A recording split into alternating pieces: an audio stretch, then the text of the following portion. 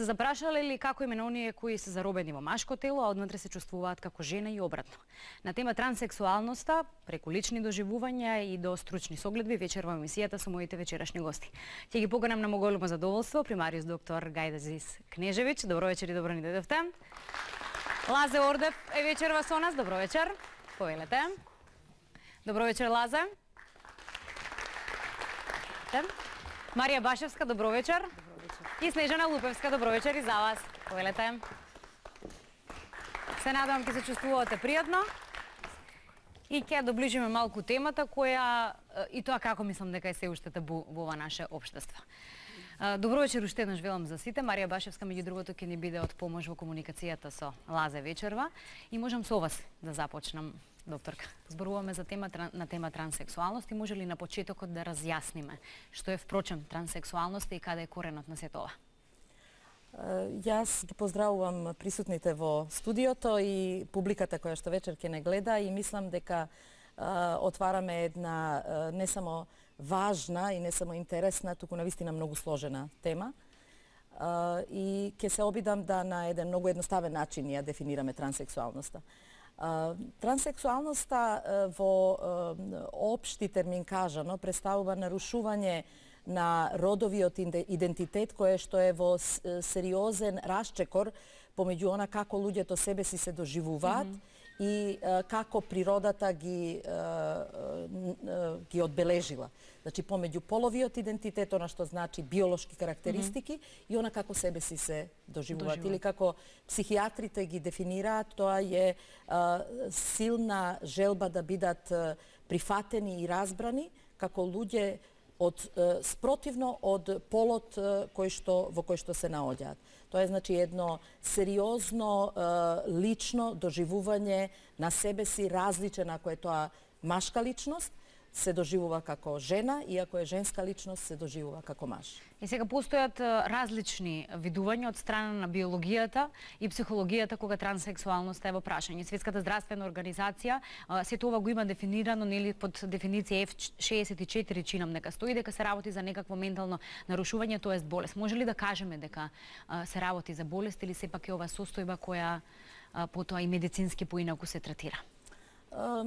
Светската здравствена организација е организација која што е покровител на 10-та класификација на болести која е референтна за нас психијатрите и односно за медицината воопшто во Македонија и таа подлегнува на бројни ревизии. Во моментов се уште ја имаме присутно дијагнозата која што го дефинира транссексуализмот, иако или трансродовната припадност, иако до неодамна беше и хомосексуалноста, па ја избриша, односно ја тргна, заради тоа што хомосексуалноста влезе во нормалните форми на сексуалната ориентација, како една од можностите на сексуалната ориентација.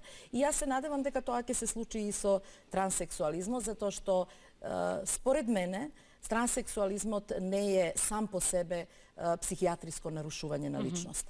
Тој може да биде придружен, како ние велиме, да се појават други психички растројства кои што се придружници на транссексуалноста, но не сам по себе и транссексуалноста, иако се уште стои во оваа класификација на болести. Јас се надевам дека следната ревизија тоа веќе ќе го промени. Ќе биде решено.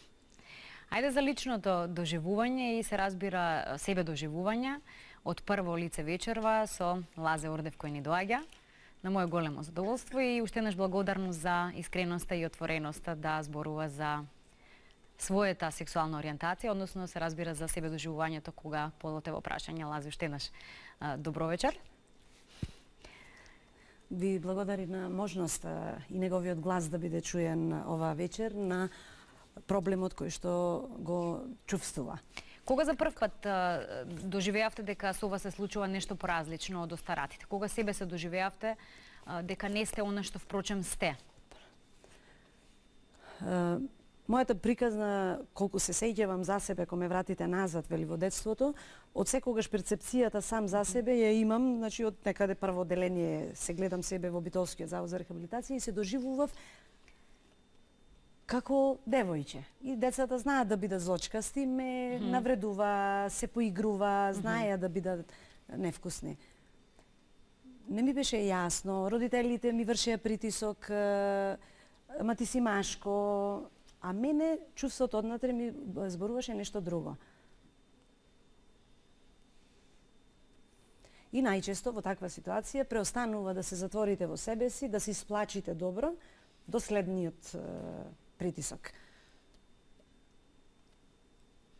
Од тука почна и приказната, освен она што не слушав, трчење по заводи за рехабилитација, за слух говор, придружно моите родители го отворија и ова прашање, ме носеа по лекари за да констатираат од каде произлегува овој проблем во мене.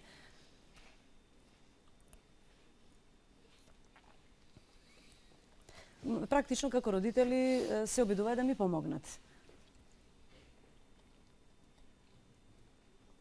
Бев премал за да можам да ги разберам во детали кажаните работи, диагностицираните. Но сега веќе чекав можеби и времето да биде на моја страна за да се уверам и да почнам сам да се интересирам како ќе го надминувам овој проблем. Да, што се заврши во тој период? Ете таа, да речеме, одлука на медицината или на докторите, диагнозата која тогаш беше можеби поставена или одговорот кој родителите го добија за состојбата на Лазе?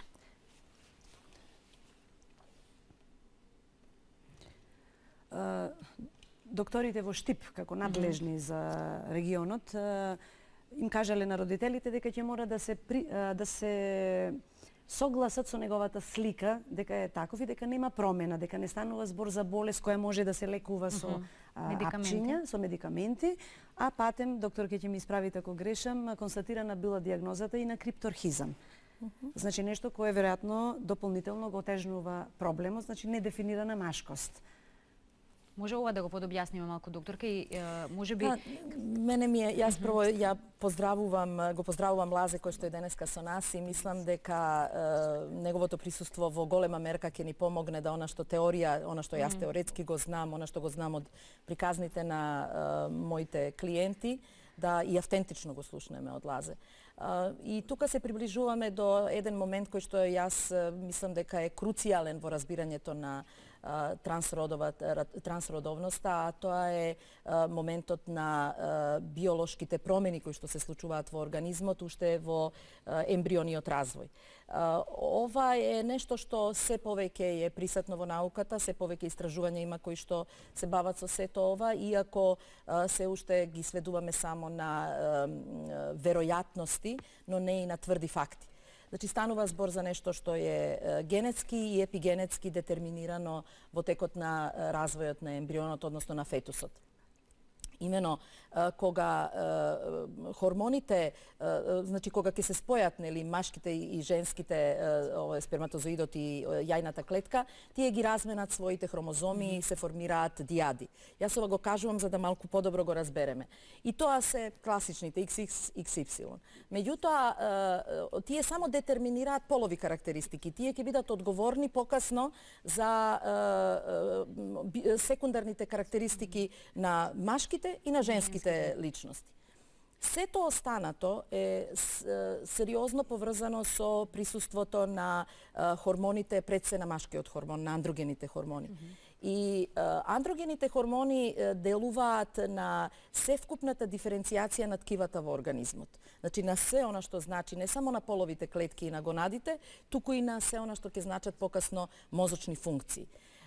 И ако едно битие остане без своите андрогени хормони, ако тие по некоја случајност ги нема или се попречени да делуваат, по дефолт, без оглед на таа присуството на XY хромозомите, ќе почнат да се развиваат женски карактеристики.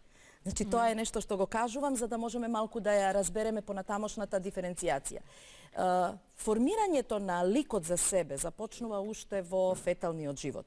На себе препознавањето дали ќе бидеме ние машко или дали ќе се доживуваме како машки или женски личности. И сега јас без многу детали ќе кажам дека се појавуваат разни заради различни причини промени во развитокот на плодот во утробата на мајката. Стресот на мајката може да влие, значи можеме ние да имаме доволно андроген хормон, а да нема доволно рецептори во организмот.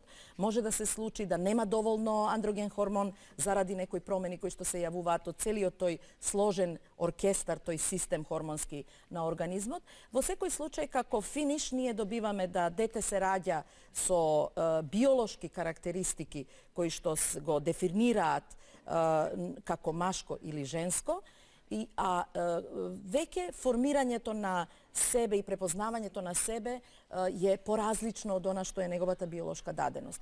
И нормално, почнувајќи од приказната за Фройд, нели, сите родители ќе се однесуваат кон детето, тие не знаат што се случува внатре во него, ќе се однесуваат во склад со неговите биолошки карактеристики.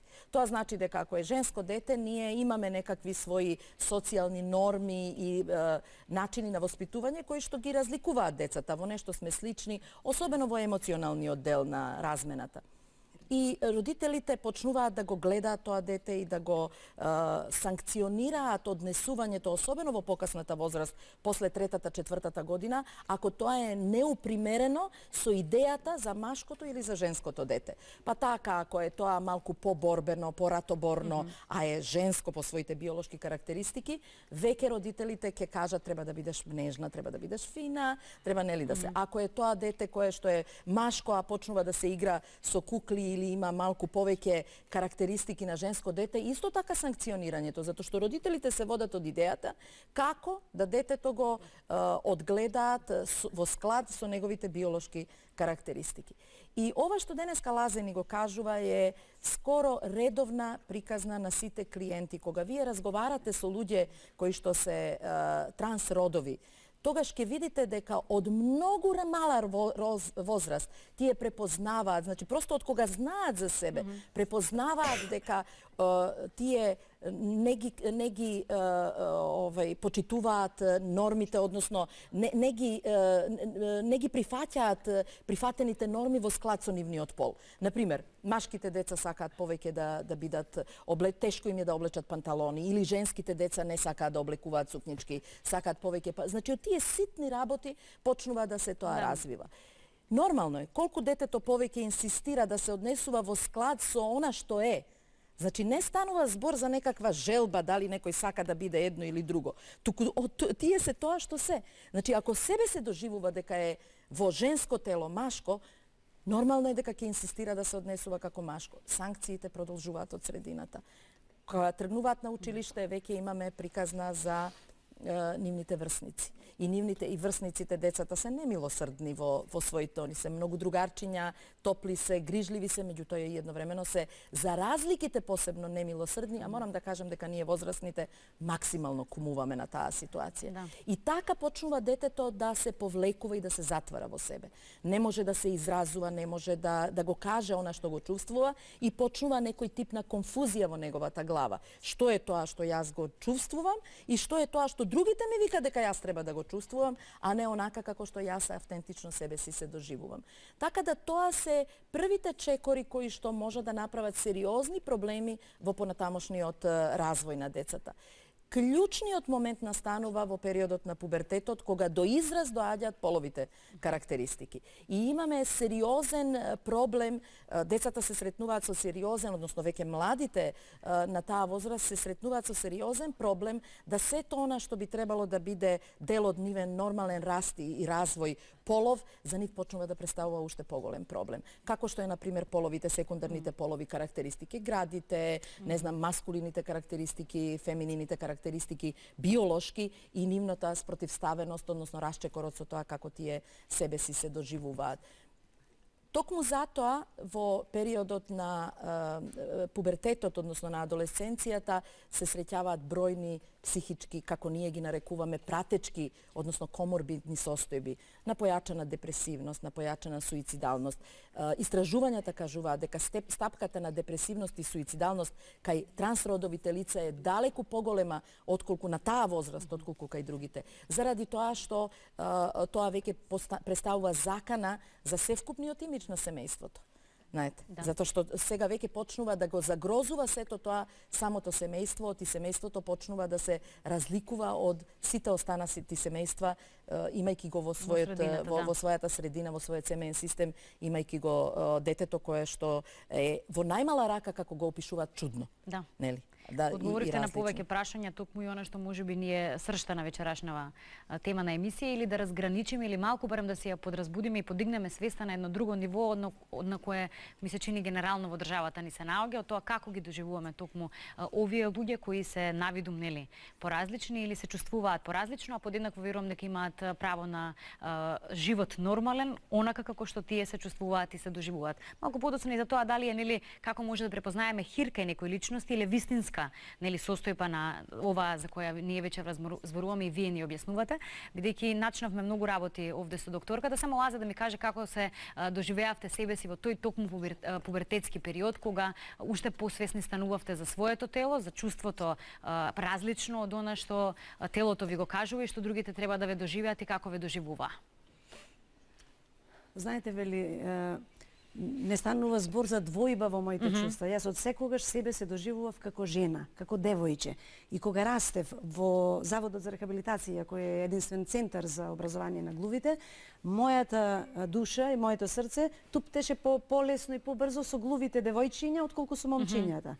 И јас се шминкав со нив, растев со нив и ми беше полесно да се дружам и да се разбирам со девојчињата отколку со момчињата. Таму се почувствувавте дека припаѓате. Веројатно.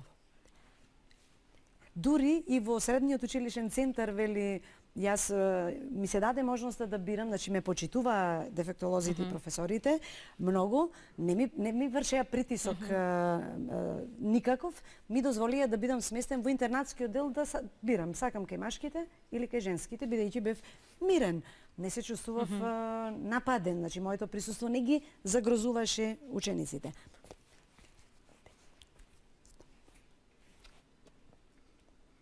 Но често пати размислував каде се случува тој расчекор во моето јас внатре, ако сум сместен во физичко тело кое е маж, а душата ми е нежна и ми вели дека сум женско, тогаш си велев од каде извира тој проблем во мене? Кој е тој што ме прави да се чувствувам распнат меѓу еден и друг пол?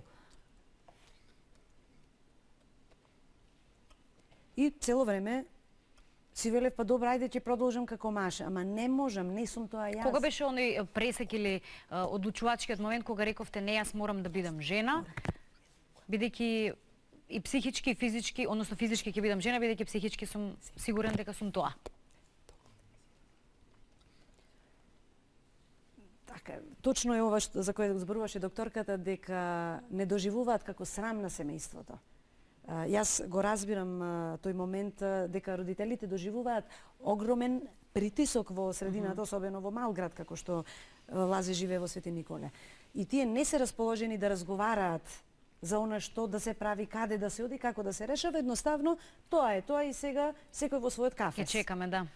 Но вели Лазе, бидејќи некако не ми беше многу јасно на физички план што се случува со мене, така, често пати бев и дури залажуван дека со храната сум имал проблем, како дете нешто не било во ред и некако приказната не ми беше многу јасна. Но затоа пред неполна година, вели, решив дека овој проблем морам да го решам. Односно, да се заокружам со себе си, за да се растеретам од сето ова. Тропна овде во македонската телевизија и побара толкувачка помош, бидејќи кај него проблемот е двојно поголем. Тоа сакав следно да прашам, каде, односно, во кој домен се чувствувате можеби по-хендикепиран? Тоа што имате проблем со слухот и говорот или ова што имате проблем со полот?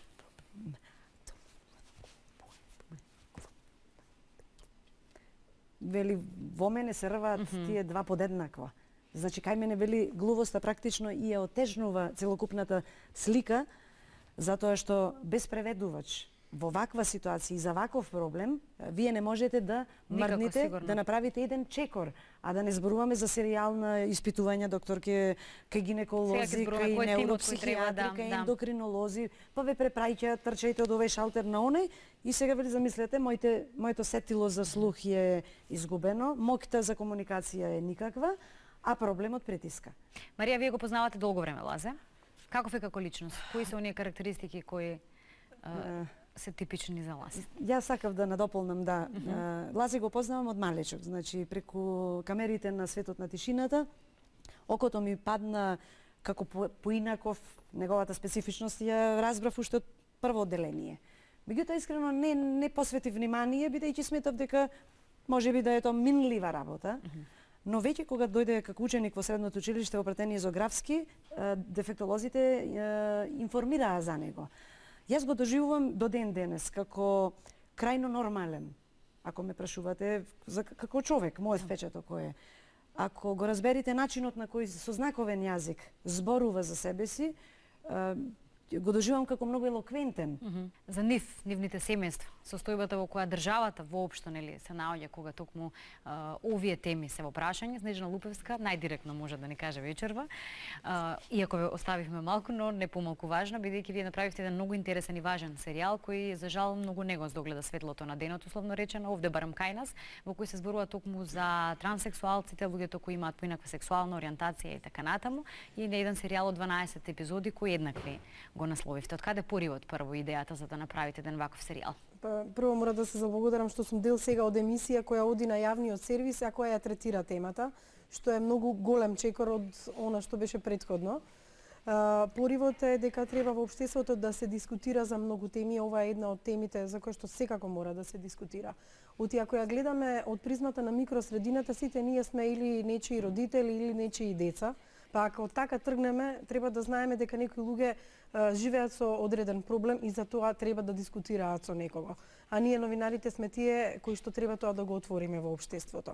Имавме среќа што не поддржа Американската амбасада со еден мал грант, им се допадна идејата наша, иако сите мене ме знаат како новинар од емисијата Код, ние работиме во продукција, нашата продукција има тим и две млади новинарки се нафатија на една многу тешка задача, да направат 12 емисии.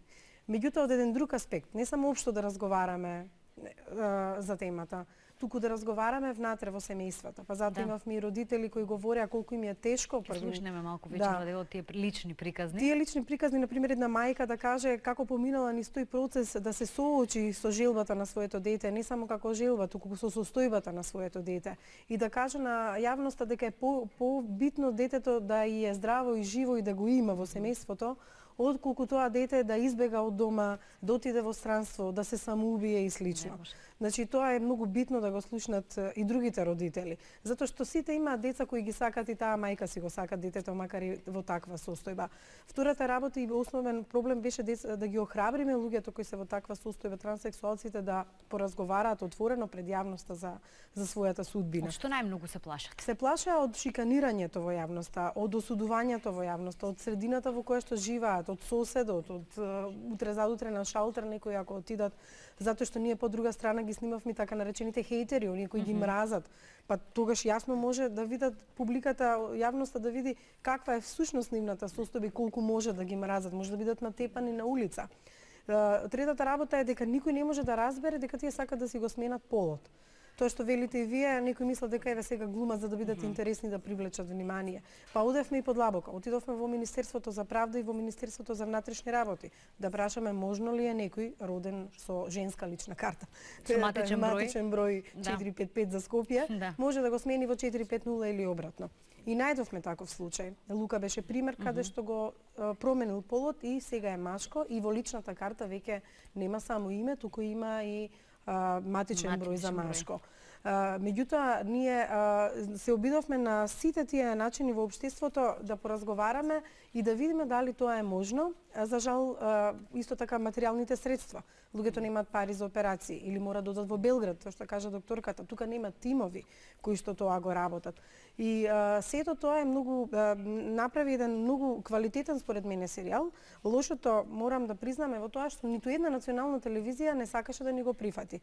А за среќа, се покажа и да нема подценување кон локалните или кон помалите и телевизии, и медиуми, и градовите, сите го прифатија. Не само што емитува еднаш, туку дури и 2 пати неделно и најде на многу добра гледаност емисијата. Па свативме дека од негде мора да се тргне и тргнавме ние од таму преку локалните телевизии со овој серијал од 12 Кој беше фидбекот кој го добивте?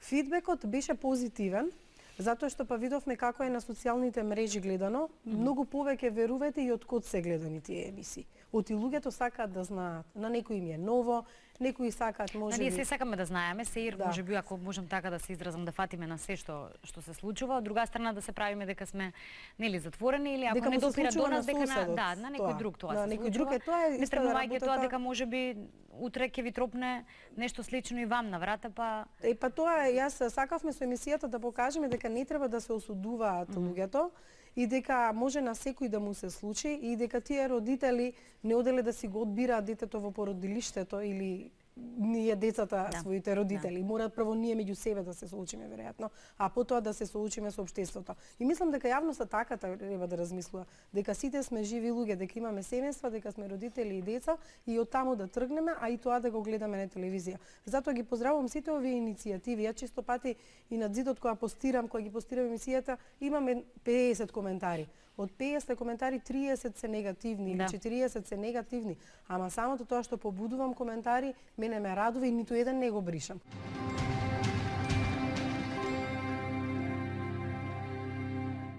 Тоа се случи пред повеќе од 7 години. Значи првите чувства што некој родител ги добие кога такво нешто ќе дознае се прво изненаденост. Значи кај мене тоа се појави, јас пак ќе зборувам лично во моје име и по име на неколку родители кои што ги познавам и тоа го почувствувале.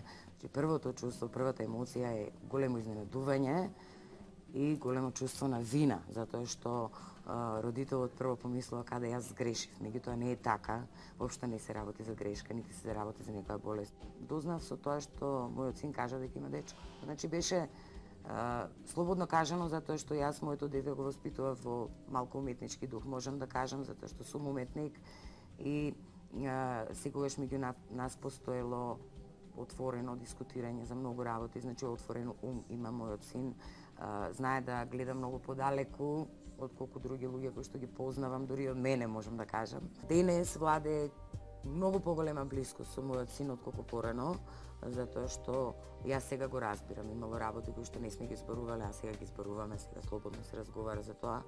И од моја страна поддршката и блискоста која што ја имаме прави да мојот син сега е мирен и среќен. Тој е денес успешен маж, значи работи, многу успешен од својата работа и се надевам дека е многу среќен затоа што нели како минуваат годините и како кај нас се настанува блискост, тоа е тоа што недостасувало во годините кога јас не сум знала што се случува. Блиските луѓе, пријателите, да знаат, со нив се дискутира. Значи мојот син исто така нема предрасуди да зборува за својата сексуална ориентација, меѓутоа сепак тоа не го прави пред секого, како што и јас не би го направила за својата сексуална ориентација или вие или било кој друг. Меѓутоа блиските луѓе да ние немаме тајни и живееме баш така хармонично со отворен ум кон светот.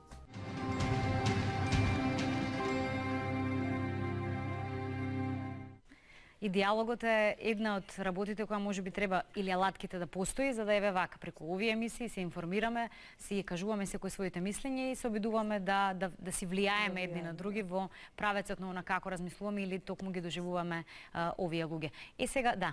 Да, дозволите да се надополни Лазе во однос на промената на податоците во личната карта, спомна колешката Лупеска. Имаше една ситуација, вели Лазе, кога бев во Италија и се враќам назад. Значи, само да го подкрепи ова што го кажавте.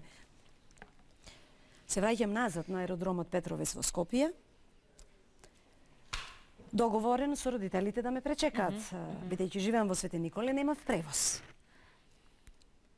И наеднаш, од толпата луѓе на аеродром, ги покажав уредно пасошот, поминав контролата и бев задржан. И ми рекоја, почекај. Не ми беше јасно зошто, Заминаа сите патници, си го собраа багажот, јас останав на аеродром и чекам, кажав дека не слушам, да видам што е проблемот. Ме викнаја службени лица од МВР, но јас му кажав само со гест дека посочив на сетилото за слух дека не слушам и чинам дека разбраја со кого имаат во моментот работа. Тие нешто упорно ми кажуваат, а јас упорно зјапам во нивната уста за да разберам дали ќе можам нешто да отчитам од нивната уста и не можам да разберам од кои причини ме спречија да го напуштам аеродромот. Да, и на крајот го прашуваат на фотографијата овој кој е? И зошто Лазе овде пишува, ти си Лазе? И овој вели да, јас сум. А зошто си овде ваков, а сега си ваков? Оти овде гледаме маж, а овде гледаме жена нашминкана и дотерана. Дали е ова фалсификувана патна исправа? Од каде се врати, зошто беше, каде беше и се знаете на сите тие прашања, јас сум немојќен да одговорам, па замолив мајка ми која чекаше на самиот аеродром да влези за да може да биде увото преку кое ќе можам да се разберам со луѓето кои службено се должни да ми овозможат нормална комуникација ако веќе треба да одговарам на некакви прашања. Тоа е прво. А јас сакам само да го, ако дозволите, да надополнам во ваквите гафови на општеството. Многу сме регистрирале кога зборуваме за глувите особено. Го придружив Лазе да ги направи тие неопходни анализи кај неуропсихијатарот, кај гинекологот и најсмешниот момент во мојата практика беше односот на здравствените работници кога ја оставив книшката на Лазе Ордев на шалтер и сега очекував дека ќе има реакција, меѓутоа мислев дека таа нема да биде толку гласна. И таму се најдуваше една баба пред пензионирање која гласно коментира: човештвото полуде. Лазе Ордев на гинекологија, ве молам. И јас отидов дискретно да ја замолам да не вика, бидејќи не е коректно. Да, викам, точно е, Лазе Ордев има потреба од таков лекарски преглед. Јас сум толкуваш задолжена да го придружам од морални причини. И Господа чувај да брани, такав се прекрсти 2-3 пати, велам, тоа е тоа, да. Вашата забелешка можеби држи место, но во овој миг не коментирајте. Така да чинам дека и впечатокот кај гинекологот не беше многу јасен, па зошто сега еден маж на гинеко преглед? Па велам затоа што има проблем кој треба вие како доктор да го дадете вашето мислење, да видите што се случува во неговата утроба, сега најточно. Вие тргнавте со Лази, стигнавте веќе до тоа дека и неговата е конечна одлука за менување на полот. Лазе веќе на хормонални Јас на хормонална терапија. Да ги правам тие анализи со цел да стигнам до таа хируршка интервенција која ќе биде конечно решение за мене. Меѓутоа по завршувањето на сите испитувања, јас повторно сега се најдов во наредната дилема. Во Македонија здравството не е подготвено за оваа работа. И сега јас треба да се секирам да најдам 8.000 евра чини таа операција во Белград. Патните трошоци се дополнително и вели не ми е јасно. Контактот со Белградската болница повторно тежок заради јазичните бариери.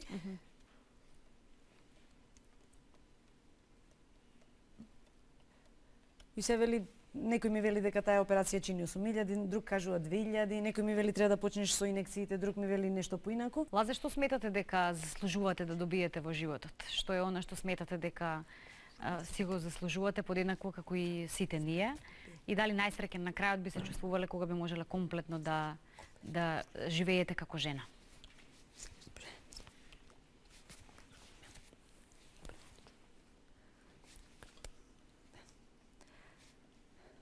Сакам да кажам дека точно е докторката вели, нема ко трпна, мал е зборот ма ко трпна. Тоа е битка која постојано тече низ вас. И јас сакам, и сметам дека го имам тоа право, да го решам овој проблем на најдостоинствен начин и да бидам она што сум. Значи, да бидам жена која ќе го живее своето парче живот.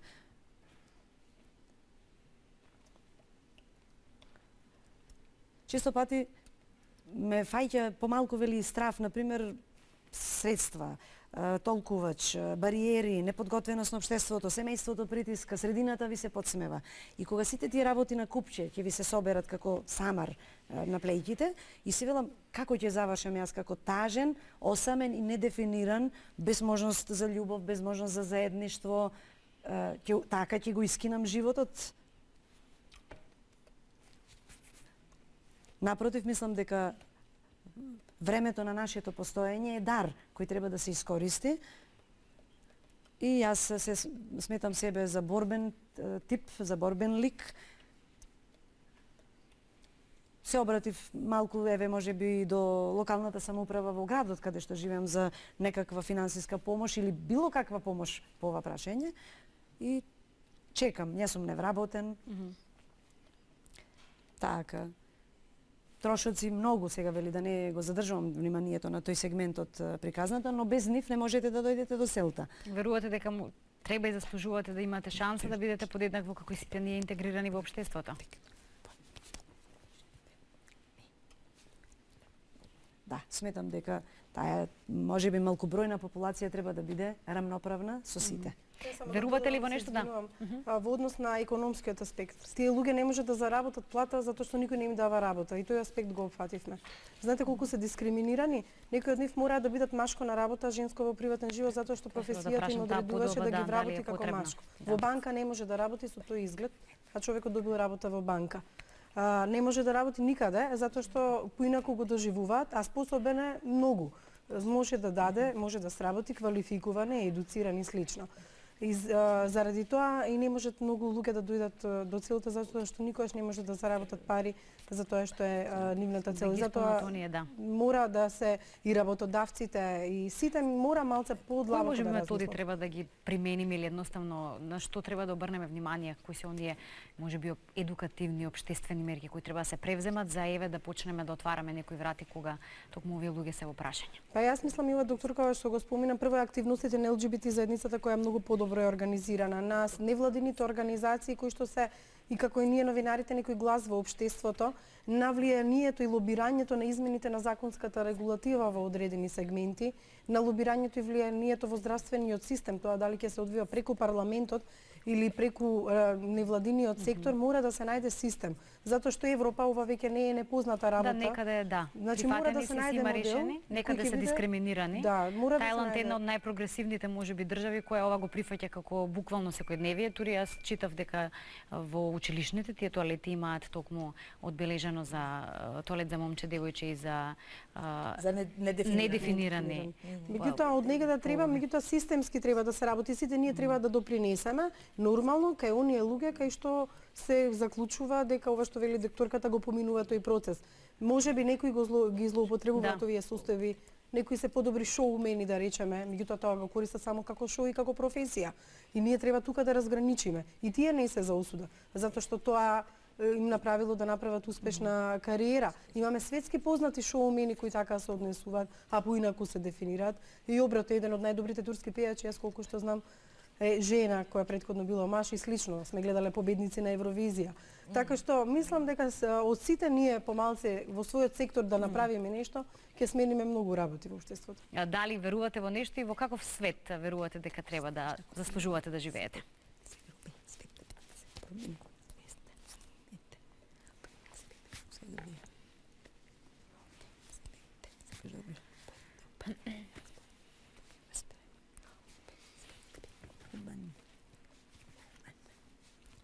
Да, вели, краток ми е одговорот. Овој свет, вика, сакам да го видам похуман.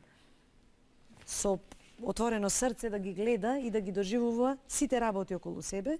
И во таква ситуација, вели, кога срцето ве води, тоа никош нема да ве однеси во ќорсокак или во погрешен правец.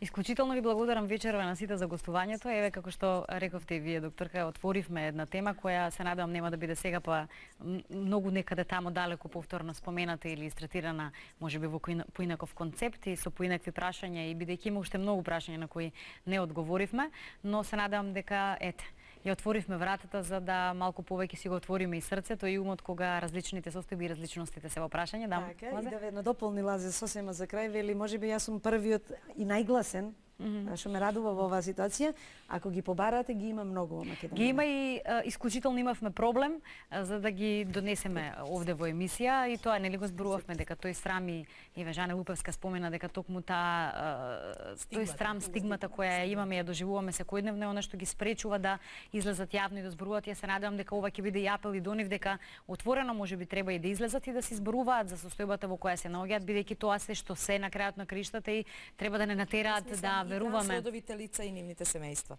Оти денеска малку зборувавме за тоа колку е важна поддршката и помошта и за семејствата, и за семејствата кои што само го имаме прилогот кој го погледнавме нели од родителот, кои се сретнуваат со оваквите состојби на своите деца и мислам дека некаде е тоа многу значајно заради тоа што верувам дека појавата на родителите ќе охрабри многу родители кои што сега молчат и кои што се преплашени од она што им се случува и некаде ние професионалците прилично кумуваме на таа ситуација, затоа што тоа го поврзуваме со односот во семејството, со воспитните ставови во семејството, со доминантен родител и оваков родител.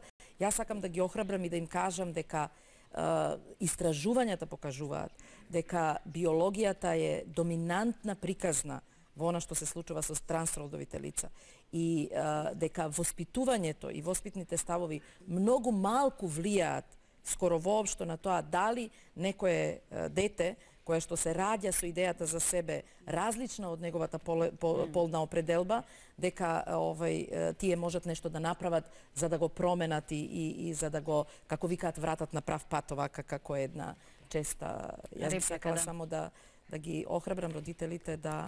Тоа е една тема која ќе биде гледана од друг аспект или со друга тема третирана токму транссексуалноста во некој од следните изданија на Тунел, каде токму ќе зборуваме за ова доживувањето на најблиските пред семејството и родителите во состојба кога нивното дете нели поинакво и се разликува од средината. Верувам дека е многу тешко прво да го преживеете нели тој момент и потоа да се соочите со сето она што следи потоа кога ќе ја добиете таа состојба. Жани уште многу успешни проекти каде ќе се зборува искрено и отворено за состојбите во кои живееме. Благодарам на искреноста и вечерва и дел од материјалите кои вие ги направивте за овој серијал. Марија Башевска, исклучителна благодарност како и секогаш за соработката, отворени тука на теми и разговори кои се однесуваат на нашиот живот. Лаза, искрено од срце да ви посакам да се живеете во него свет како што си го доживувате, како што себе се доживувате, така да живеете понатаму во вашето секојдневие и да немате никакви тешкоти во стварувањето на своите соништа и замислите за вашата иднина. Реков од некоја прилика ви благодарам на елоквентност и информациите кои ги споделивте со нас вечерва. Следна во Тунел се гледаме. Јас не сакам завршницата да биде дека ќе ви наметнуваме начин на размислување или ќе ве тераме некако да се чувствувате вака или така по прашање на вечерашната тема, само ќе побарам да имате поотворено срце и повеќе разбирање за сите поинакви од нас или од вас секако. Ви благодарам за вечерашното внимание на емисијата Тунел.